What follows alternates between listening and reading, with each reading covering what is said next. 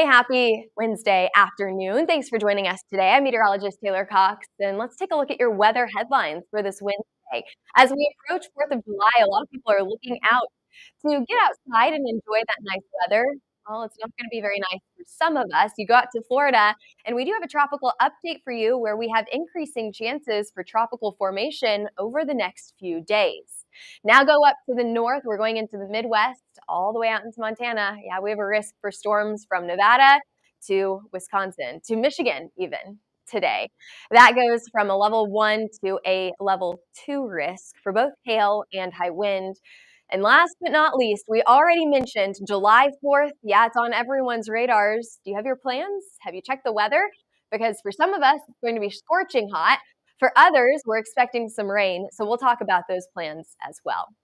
Going over the last 24 hours, we saw some high wind outside of Ohio, just on the southern side of Ohio there, going into West Virginia. We saw lots of wind reports all the way up the East Coast here, including the capital, all the way into places like New York and even into places like Vermont. But you go down into the plains, and that's really where we saw our most impressive storms yesterday. That included some larger hailstones just to the south of Rapid City. That some of these storms, you see those warnings right there with that black like hatched line going through there? That means that there were significant severe thunderstorms, which means that we could see either some high wind or some large hail from these storms. Again, just to the south of Rapid City, we continue to see that high wind, especially that transformation. We see this a lot, where we go from a hail risk into a wind risk as we go into the evening hours. That's exactly what we saw yesterday down into the southern side of South Dakota into northern Nebraska yesterday. So very, very isolated storm risk yesterday and about the area that we expected it to be in. So I think it was pretty well forecasted. Let's see if we can do that again today. So today what we have on the radar is a cold front out to the east. And then we've got some ridging going on, but then we've got also a little boundary that's sitting in between Nebraska and Iowa today. And then we're going to have some storms up in this area, Iowa to Wisconsin and into Michigan.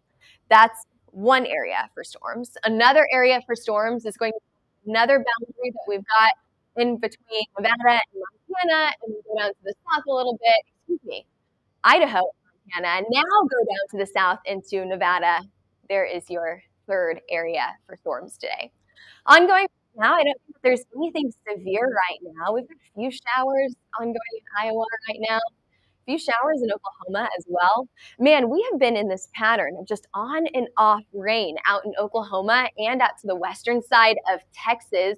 We've also got some showers ongoing across the Carolinas, which could cause some flooding issues today. Now, did you guys realize that we just said about 15 states within the last 1 minute? We're talking about a lot of areas across the U.S. today. So put in the comment section where you're watching from, and hopefully we can tailor this forecast to exactly where you are located or where you're interested in. Alrighty, let's keep going here because your temperatures right now, 81 here in Oklahoma City, 91 in Dallas, a big, big temperature jump as we head down into the southern and eastern portion of Texas. We've got the 80s from Minneapolis all the way out to Kansas City. And this is exactly what we expected, right? We expected those warmer temperatures out to the west to move into the northern plains.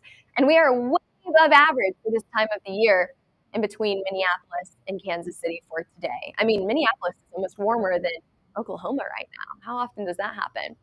All righty, let's go ahead and take a look at the hail risk for today. The hail risk out to the west is very, very low. What you will see out here is a high wind risk.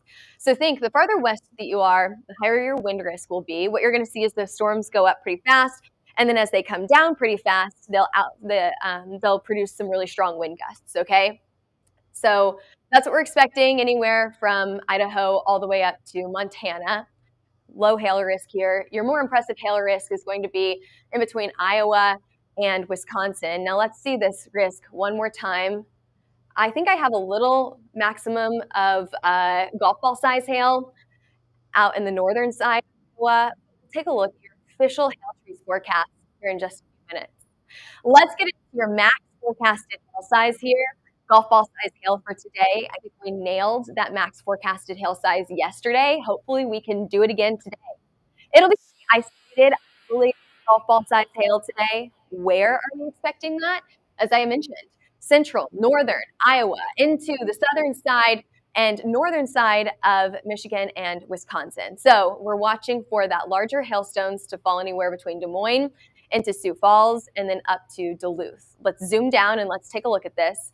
The farther east that you go, the lower that risk for hail will be, so the less likelihood. If we were at a 40% chance for hail out here, we're at like a 10% chance in Detroit.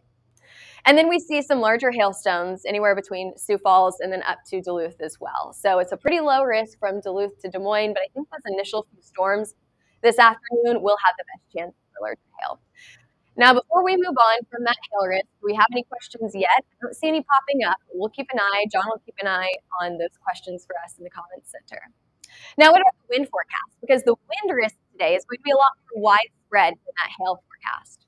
We have high wind anywhere from the northern plains or Midwest all the way up to Montana and into Idaho, even into Oregon. And then as we head down to the south, we've got some high wind expected from Nevada all the way into the Four Corners. Now, what we're really watching for here, while we can have a lot of rain in this area, we're just watching for that high wind from whenever those storms start to break apart. They'll produce strong wind gusts. Las Vegas to Elko, that's where we're expecting some of the highest wind gusts today, between about 60 and 70 miles per hour. Now, that's not the only risk that we're dealing with today. Oftentimes we talk about 4 different types of severe weather risks. We haven't talked about tornadoes yet, and we won't really get into that tornado risk today because it's very, very low. Really, that high wind and that hail risk, that's going to be the biggest on our radar today. Now, that flooding risk, it can't be ruled out either, and we'll talk about that a little bit more in just a few minutes. That flooding risk is something that we're going to talk about down in places like Arizona today, and then in Florida over the next few days. And then we'll get into the tropics. We'll talk about that here in just a few minutes. I want to talk about timing for some of these storms today. You will notice how isolated these storms are.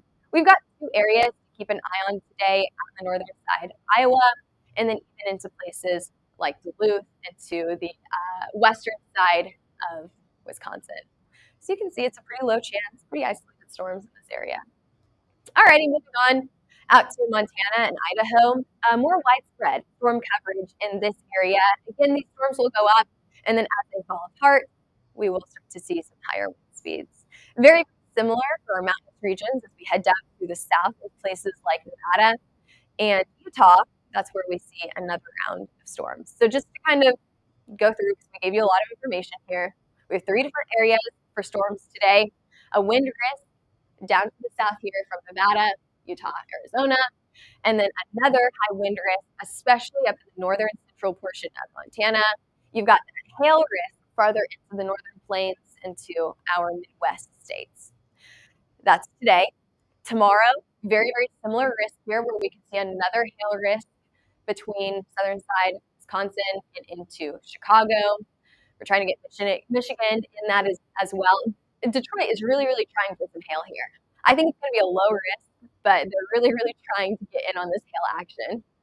Other than that, Friday brings another round of storms to places like Minneapolis, so Minnesota gets pushed back into that risk again. Now, I told you that we would talk about the flooding risk as well. Let's get down into Arizona and New Mexico, where we have that level 2 flooding risk here. Now, what we see in a level 2 flooding risk is just heavy rain showers, not expecting anything severe today. However, we can see what we call a haboob. What that means is that we've got some really high wind that could blow a pocket of dust in a certain area, especially if it's populated. It'll reduce visibility for a certain amount of time, usually between about 15 to 30 minutes, not for very long, but it could reduce visibility on maybe your drive home. So make sure you watch the warnings for that. The National Weather Service is really good about issuing those warnings and making sure that people in this area are aware of that danger. Well, of course, we could also see that flooding risk as well. So it's a level 2 flooding risk here. That means ponded roadways, that area in your neighborhood that always tends to flood. Avoid that area. This is pretty scattered today. Level 2 risk is pretty scattered flooding issues. Now, that's not our only area for flooding. Tomorrow, we're going to see that down, especially across the western side of Florida, the Gulf side of the Florida Peninsula.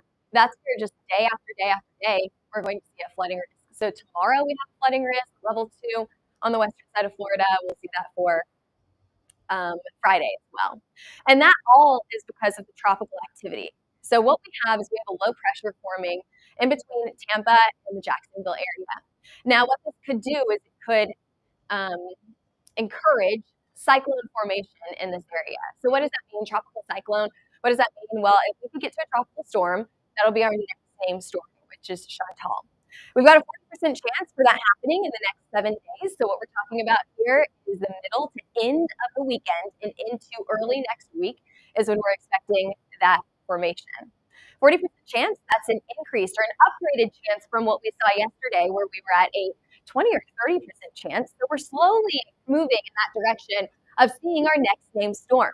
And we can see that anywhere between South or North Carolina all the way down to Florida, or maybe this could happen even into the Gulf, into the Florida Panhandle. Again, it's too soon to tell, but we, of course, will be tracking it and give you more information as that is available to us. 40% chance right now. What we do know will happen is we are going to get a lot of rain in this area. If we zoom down to Florida, break it up day by day, it's just day after day after day of rain in this area. And we are expecting that those flooding issues to continue, not only today, but also a flooding issue for tomorrow and maybe even into Friday and Saturday. So if we take a look at some of those very popular vacation destinations this time of the year, we'll go with Orlando, Florida. Headed out to Disney World, it's going to be raining. We have between about a 40 and 60% chance for rain every single day, all the way through the middle of next week. So this tropical system may not be terribly impressive yet, but it could bring a damper to your 4th of July plans. Now let's zoom out a little bit. Do we have any questions? I don't see any questions popping up on this Wednesday afternoon. It's a pretty quiet forecast, so I'm not terribly surprised about that there. What we are seeing right now could impact your 4th of July temperatures. We've got a little bit of ridging going on just to the north of Denver. So we've got that in the northern plains all the way up into Canada. You can kind of see that ridging from our upper air models here. That's not great for severe storms, okay? What we're watching for severe storms will be a trough, and we really want to see some high winds on the upslope of this trough.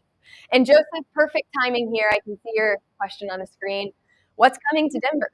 Denver, you probably get some warmer temperatures over the next few days thanks to this high pressure system that's working its way in here. But it's going to be pretty quiet. High pressure system, or at least any sort of ridging in the upper levels of the atmosphere, often means quiet conditions, calm, not as much rain, and sunny skies often lead, especially this time of the year, to warmer temperatures. So that's what we're expecting anywhere from Colorado all the way to Nebraska, Kansas, Oklahoma, and Texas, all included in that that's going on right now. Quiet in terms of storms over the next few days. What we're really watching for are some of those higher wind speeds across the northern plains. So we could get a few more storms anywhere from North South Dakota, maybe even Minnesota as we head into the weekend. And we also see some warmer temperatures. Look at this. Temperatures start to warm up into the northern plains for today and tomorrow. Denver, you stay right around average, if not just a bit above normal. So you may not notice it too much. You may be 3, 4, 5 degrees above normal, all thanks to that high pressure system that's trying to work its way in. It's not very strong. How warm are we talking here? 93 for today. It's a pretty warm Denver day. 87 in Oklahoma City, 89 in Kansas City, 68 for your overnight lows tonight into tomorrow morning in Rapid City. We're going to trend in this 80 to 90 degree trend for most of us across the U.S. Now, that will feel really comfortable and a little bit cooler than average down in Oklahoma and Texas. 80s and 90s this time of the year, we'll take it as long as we're not in the triple digits. But 80s and 90s up in North Dakota, now that's a hot North Dakota day. That's not normal this time of the year. That's well above average.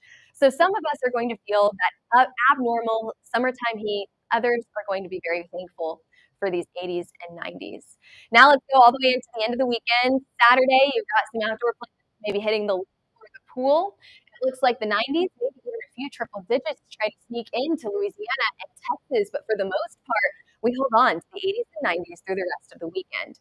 Phoenix, you will probably get some excessive heat in there as well. We'll see if we can get a watch or a warning out of that. And then on Saturday as well, we could probably see some really warm temperatures temperatures above average, above normal for this time of the year up in Chicago. Now, let's look out ahead of 4th of July. Let's go into the second week of July here from the 7th to the 11th.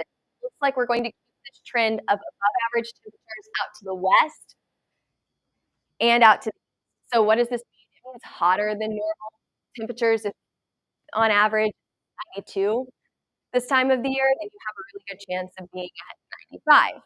But right in the portion of the U.S., we're about average. So again, if your average here in Oklahoma City is 92, now I don't know that for sure, don't hold me to that, but it looks like we'll be pretty average. And it looks like we're gonna have a pretty good chance for rain as well as we head into the second week of July, which is great to keep that drought away.